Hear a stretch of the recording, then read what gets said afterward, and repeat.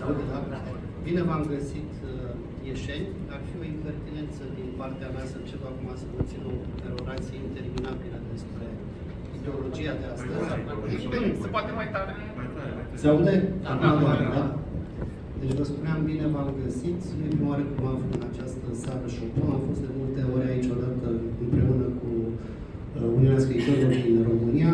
Este pentru prima oară când mă aflu aici cu calitate de scriitor, ci în calitate de politician și vă spuneam, ar fi o impertinență din partea mea să vă țin o perorație interminabilă, de vreme ce titlul sub egida căruia ne-am strâns este cel pe care îl vedeți aici, și anume ce vreți dumneavoastră și nu ce vrem noi.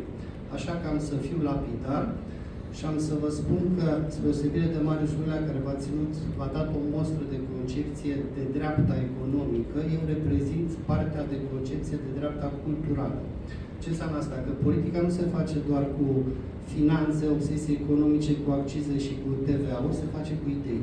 Iar ideile acelea nu pot veni doar din finanțe și doar din economie. Vin din cultură și vin din filozofie. Pentru că oamenii nu pot trăi fără idei, iar ideile sunt cele care le călăuzesc și în același timp ne stăruiesc o stare de spirit. Nu e de ajuns să spui că noi suntem expresia unei nemulțumiri colective și că vrem în 2024 să guvernăm. Trebuie mai mult. Noi trebuie să fim expresia unei stări de spirit de tip entuziast. Este foarte important acest lucru. Pentru asta, doctrina noastră trebuie să fie foarte bine conturată. Și v-aș spune că în clipa de față, adversarii noștri sunt amorfi din punct de vedere doctrinar. Luați-i pe rând. PSD-ul în amestec de socialism și patriotism. Oscilează foarte ușor în funcție de circunstanță, știu să se adapteze. Însă sunt atât de bine rădăcinați în teritoriu, încât vedeți că mereu se află undeva în vârf când e vorba de sondaje. Liberalii nu au nimic național, nu au nimic de dreapta în ei. Sunt socialiști autentici. Ba mai mult sunt vectorii unui neomarxism pe care însă nu-l înfățișează ca atare. Sunt camuflați. În toate măsurile pe care le au liberalii în clipa de față, sunt politicieni de stânga.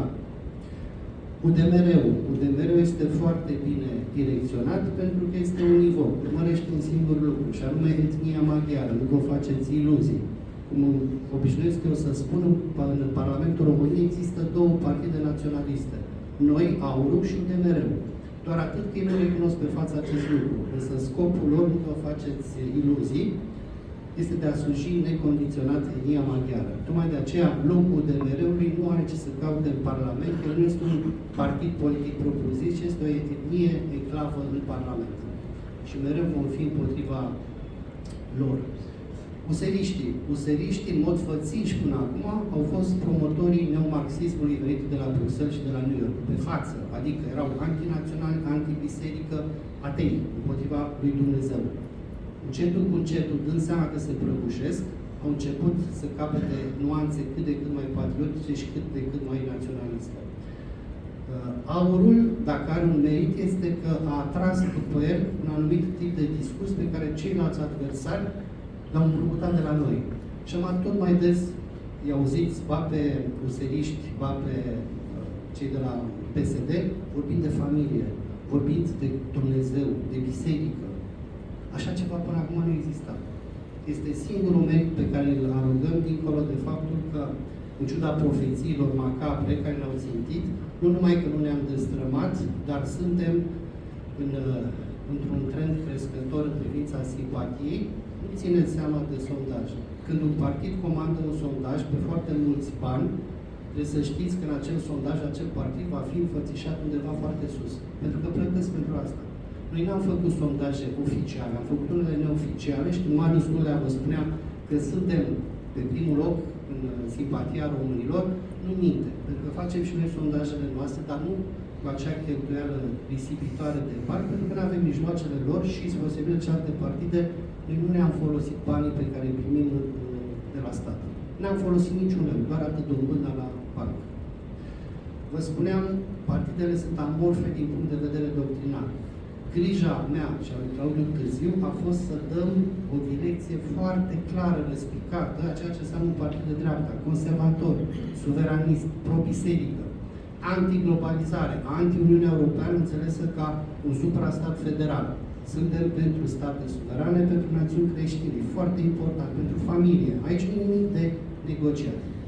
Ce vă spuneam la început, politica nu se reduce la accize, TVA, practici, politici publice de tip economic și financiar, chiar dacă pe românul de astăzi ceea ce doare cel mai mult este asta. Scăderea puterii de cumpărare, explozia prețurilor. Politica se face cu idei. Ideile nu trec prin stomac, prin mați. Trec prin cap, prin minte. Iar mintea este cea care dă o stare de spirit. Aurul trebuie să fie o stare de spirit dincolo de o viziune economică de dreapta. Dacă o avem pe asta și suntem cât se poate de tranșanți, adică nu o scăldăm, nu avem cum să pierdem. Pentru că suntem sinceri. Și omul de dreapta este un om care spune ceea ce gândește și face ceea ce spune, nu minte și în același timp nu scaldă, în funcție de circunstanțe. Marius Lulea n-a răspuns de pildă la o întrebare cum este cea cu avortul. Din punct de vedere creștin, Partidul Aur este de partea bisericii și chiar dacă are o viziune politică, ea nu poate fi în contradicție cu viziunea bisericii. Avortul, din punct de vedere creștin, este o propucidere. Este limpede acest lucru. Când Curtea Supremă a Americii a dat de curând acel verdict, acea hotărâre, spunând că dreptul la avort nu e constituțional pentru că nu e scris în Constituția Americii, toate grupările feministe au sărit în sus, spunând li se ia femeilor libertate. Nu li se ia femeilor libertatea, doar că nu li se conferă de la sine acest drept de a săvârși din punct de vedere creștin o crimă. Și atunci când este avortul justificat? Într-o singură situație. În rațiuni medicale, când este vorba de viața mamei din motive patologice foarte grave sau în caz de viol. Și atunci rămâne alegerea la liberul arbitru moral al femeii să aleagă. Astea sunt singurele ipostaze pentru noi aurul în care avortul poate fi acceptat. Anumite, creștinește vorbind, avortul rămâne o crimă, este o pruncucidere. Nu mai știu la ce întrebări n-a răspuns Marius. Răzvan Codrescu a fost unul din cei mai autentici intelectuali de dreapta pe care am avut, prieten apropiat al lui Claudiu Târziu și al meu, a fost ani de zile redactor la Puncte Cardinale Sibiu și are o operă autentică pledând pentru o gândire de dreapta. Dacă găsiți cărțile, veți vedea acest lucru. Nu mai spun că a fost un apologet fără rest din cauza atitudinea din cauza care a avut mult de suferit, pentru că a fost cenzurat și n-a fost o persoană publică. A fost un apologet a tot ceea ce înseamnă istoria deținuților politici, fără de care demnitatea noastră n-ar fi cea cuvenită. Noi, aurul, prin mine și prin Claudiu Târziu și prin generalul Chelaru și prin care Lișteanu, care are formație istorică, am vorbit fără rest, fără reticențe despre deținuții politici, indiferent de orientarea lor ideologică.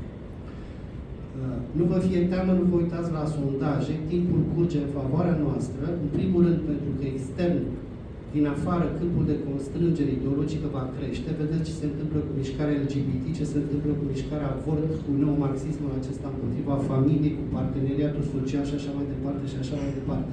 Toate acestea vin ca să ne distrugă identitatea și apartenențele noastre. Apartenență la ce? Biserică, neam, etnie, limbă. Sunt lucruri pe care le-am repetat necontenit și le vom repeta, pentru că asta înseamnă gândire de dreapta. Și atunci, nu vă faceți griji, timpul curge în favoarea noastră, totul e ca cât mai mulți români să se trăiască, să se trezească, să-și dea seama că aici, în aur, se găsește o poziție foarte puternică în ceea ce privește gândirea de dreapta. Nu doar economică, așa cum v-a prezentat-o Marius Lulea, dar mai cu seamă culturală, ideologică și filozofică.